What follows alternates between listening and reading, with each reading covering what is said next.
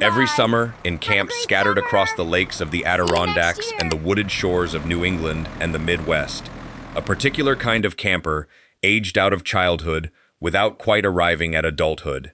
They had spent 6, 7, sometimes 8 summers in the same rows of cabins, learning the same songs, swimming the same stretch of lake. Then, one August, they turned 15 or 16, and the camp no longer knew quite what to call them. By the 1930s, many private residential camps in the Northeast and Midwest had an answer. They called it the CIT year, Counselor in Training. It was not an afterthought tacked onto the regular program. It was a formal, deliberately built stage in the life of the camp, a summer set aside for the camper who had outgrown the children's program but was not yet ready to run a cabin alone. Accounts from camps of the era described the CIT as occupying a role the institution itself had to invent. Not a camper, and not yet a counselor. Someone the camp asked to hold a very specific, very narrow moment, old enough to be given real responsibility, young enough to still remember exactly what it felt like to be homesick on the second night of first session. For camps built around returning families and multi-generation attendance, the CIT year was where that continuity actually took shape. The child who had once cried at the bus on opening day was, 4 or 5 summers later, standing at that same bus to meet the next child who cried. Nothing about that transformation happened automatically. The camp had to build a structure for it. That structure was the CIT program, and it would shape how an entire generation of counselors learned to lead.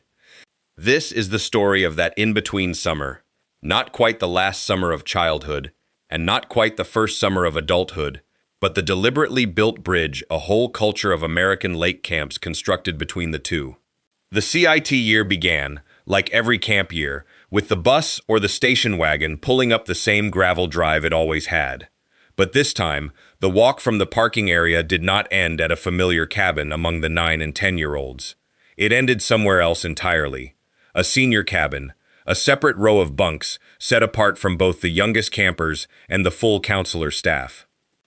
Former CITs described this walk with unusual precision, even decades later. The previous summer, they had slept in a certain bunk, in a certain cabin, among the friends they had grown up beside. This summer, they slept in a different building. At many camps in the Northeast, that different building sat in a kind of physical in-between, close enough to the camper cabins to be reachable, close enough to the staff quarters to feel like a rehearsal for what was coming. Some camps built a small ceremony around this moment, a formal marking of the shift from camper to CIT. At others, the transition simply happened in the ordinary logistics of arrival day, a trunk carried to a different building, a name added to a different cabin list. Either way, campers of the period describe understanding, without needing to be told directly, exactly what had changed. They were not becoming counselors that day. But they were no longer, in any meaningful sense, campers either. That first walk to the CIT section was, by every account, a quiet threshold. It asked nothing of them yet. It simply told them, in the plain language of where they now slept, what the summer ahead was going to be. There was, for many, a strange loneliness folded into that first night in the new bunk. The friends they had shared a cabin with for years were scattered now, some already gone from camp for good, others still in the cabins below, no longer quite peers in the way they had been that morning. The CIT section held them alongside a new set of near strangers, other 15 and 16-year-olds from other cabins, other friend groups, now sorted together by age and purpose rather than by the friendships that had defined every previous summer.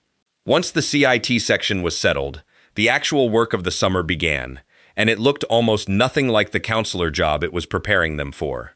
CITs were assigned to a specific cabin, often, at camps with long institutional memory, the very cabin they themselves had once lived in. During scheduled activity periods, they showed up to assist. They watched a counselor manage a fight over a bunk assignment, a refusal to get in the lake, a 9-year-old crying quietly into a pillow after lights out. They were given limited responsibilities, always under supervision, leading a small group down to the waterfront, running part of a craft period, walking a homesick camper to the infirmary and staying with them until the panic passed. None of it was the whole job. All of it was a piece of the whole job, handed over in careful, deliberate portions.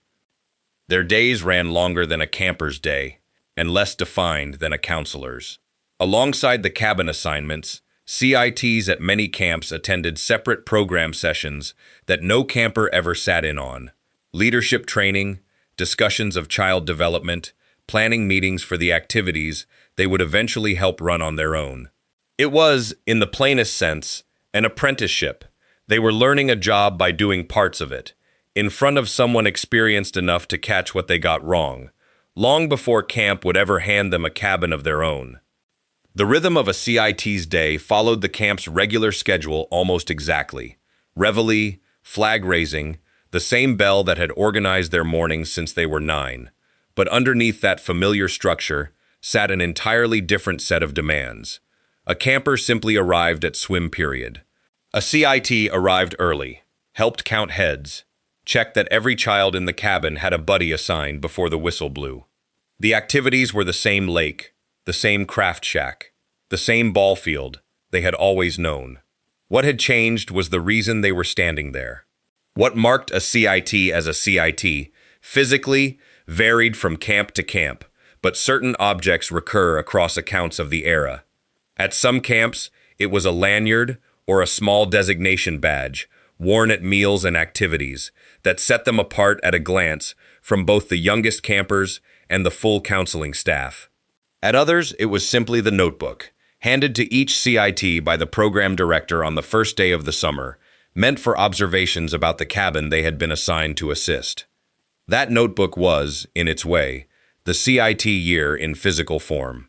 Into it went the small, specific things a 15-year-old was learning to notice. Which camper hadn't finished a letter home in 3 days? Which cabin argument kept resurfacing at the same hour each evening? Which activity a particular child came alive during, and which one they dreaded? And then there were the staff meetings, the first ones a CIT had ever been invited to. Camp directors of the period describe watching CITs sit through their first full staff meeting and hear the director discuss, from the other side of the conversation, situations they themselves had lived through as campers only a few summers before. It was, for many, the first time they understood that the camp they loved had always been run by careful, ongoing conversation among the adults responsible for it, and that they were now, in a small but real way, part of that conversation. Yearbooks and camp newsletters from the period occasionally preserve a trace of this. A CIT's name listed for the first time, not among the campers by age group, but in a separate roster of staff in training, printed just above the full counselor list. It was a small piece of type, but for a 15-year-old who had spent years watching their own name appear in the camper section, it marked something real. Of everything the CIT year offered, former CITs return most often to a single, specific kind of moment. Standing at the edge of a cabin of 9-year-olds, on the third day of first session, watching one of them struggle with an unfinished letter home, and recognizing the exact shape of that homesickness because they had once lived inside it themselves. No adult counselor, however kind, could fully recover that memory. They were too far from it. But a 16-year-old CIT was close enough to remember precisely what it felt like to lie in a top bunk on the second night of camp, listening to a cabin full of unfamiliar breathing, wondering if anyone back home was thinking about them. That closeness was not incidental to the CIT's usefulness. Camps of the era seemed to have understood it as the entire point. What made the moment developmental, rather than simply nostalgic, was the shift in position. The CIT was no longer the child experiencing the homesickness. They were, for the first time, the person responsible for the child experiencing it, watching, deciding whether to sit down beside the bunk or fetch the counselor, learning in real time what it meant to hold someone else's difficult feeling instead of only their own. Many former CITs describe this as the exact moment they first understood, from the inside, what the camp had actually been doing for them all along. It is worth pausing on how specific that recognition was. It rarely arrived as a grand realization. More often, accounts describe it arriving in a single small moment, helping a child seal an envelope, walking someone back from the infirmary in the dark, sitting on the edge of a bunk until a child's breathing finally slowed and evened out into sleep. Parents noticed the shift too, though they read it from a distance, through the mail. A letter from a CIT summer read differently than the letters that had come before it. The earlier letters, from the camper years, had been reports: what we did today, what we ate, whether the cabin won the color war. The CIT years letters were something else: observation. A parent might open an envelope to find their child describing not their own adventures, but another child's. The way a small boy in the cabin they were assisting had finally jumped off the dock after 3 days of refusing, or how a particular camper's homesickness eased once she was given a job feeding the camp's animals each morning. The letters described what the CIT was learning about other children rather than what they were doing as one themselves. For parents who had camped there in their own childhoods, this shift often carried a particular weight, a recognition of something they, too, had once gone through, seen now from the outside in their own child's handwriting. Families who kept camp letters across generations describe the CIT Summers letters as occupying a different drawer in the archive entirely, set apart from the earlier years, not by subject exactly, but by the quiet, unmistakable sense that their child was no longer only being cared for at camp. They were beginning, for the first time, to do the caring themselves. Camp historians who have studied family correspondence from this period note that some parents wrote back with questions of their own, asking not how their child's summer was going, but how the child in their cabin was doing, as though the family itself had, in some small way, taken on a second, borrowed camper to worry over from a distance. None of this happened by accident. The CIT program was, for the camps that ran it seriously, a deliberate mechanism, the primary way an institution ensured it would still be itself 10 and 20 years later. The songs a CIT had learned as a 7-year-old camper were the same songs they would soon be teaching to 7-year-olds of their own. The specific way a counselor calmed a homesick cabin, the exact rhythm of an evening campfire, the small traditions that made one particular camp feel unlike any other, all of it passed forward through people, not through paper. A counselor 3 summers past their own CIT year had built their entire understanding of the job on a foundation laid during that one transitional summer, and the CIT they were now supervising would, in a few more years, be laying that same foundation for someone else. Camp histories of the period describe this as less a formal curriculum than a kind of inheritance, handed down cabin by cabin, summer by summer, by people who had themselves once been on the receiving end of it. In this sense, the CIT year was never only about training staff. It was about a camp deliberately growing its own future, quietly ensuring that the particular character of the place, the thing that made returning families keep sending their children back for generations, would still exist to be handed to the next one. At camps that ran for decades under the same family ownership or the same sponsoring organization, this cycle could repeat itself 4 or 5 times over within a single set of parents' lifetimes. A father who had been a CIT in the 1940s, watching his own son move through the same section of cabins in the 1960s, taught the same evening songs by counselors who had, themselves, once been CITs under his own watch. None of this was guaranteed to work, and camps of the era were not shy about the strain it could involve. A 15-year-old CIT was, after all, still 15, still navigating their own adolescence, their own friendships and insecurities, while being asked to contribute meaningfully to a 9-year-old's experience of homesickness, conflict, or simple boredom. The CIT year asked a great deal of people who were, in the most basic sense, still children themselves. How well it worked depended enormously on the counselor a CIT was paired with. At camps with experienced, attentive staff, the relationship between counselor and CIT functioned the way the program intended: real mentorship, careful correction, responsibility handed over in doses a young person could actually carry. At camps where supervision was thinner, or where a CIT was left largely on their own with a cabin of children, The results were far less consistent. Some CITs rose to it. Others found themselves in over their heads, managing situations no 16-year-old was fully equipped to manage alone. Former camp directors writing about the period are generally candid about this unevenness. The CIT year, they note, was only as good as the adult standing beside it, a program whose real content depended less on its structure on paper than on the quality of the specific counselor willing to teach, correct, and watch closely enough to step in when it mattered. Some camp administrators of the period pushed for more formal safeguards as a result, closer oversight of CIT counselor pairings, clearer limits on what a CIT could and could not be left to handle alone. Others left it largely to tradition and instinct, trusting that the culture of the place would carry a new CIT the way it always had.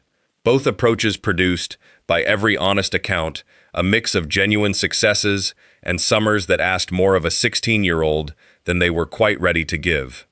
By late August, the CIT summer was ending the way every camp summer ended. Trunks packed, cabins swept out, a last evening around the fire before the buses came. But for a CIT, the final days carried a particular kind of weight the campers around them didn't share. In a few of the photographs from camp yearbooks of the period, there is a specific page, a specific row, not among the senior campers, not yet among the counselor staff, but somewhere in between, in a section that existed only for them. That row in the yearbook was, in its own small way, a record of exactly where they stood. They had spent one final summer looking at the camp from both sides at once, close enough to the cabin they'd grown up in to still belong there, far enough into the staff's world to have sat in its meetings and carried a piece of its responsibility. Former CITs described the last day of that particular summer differently than any other.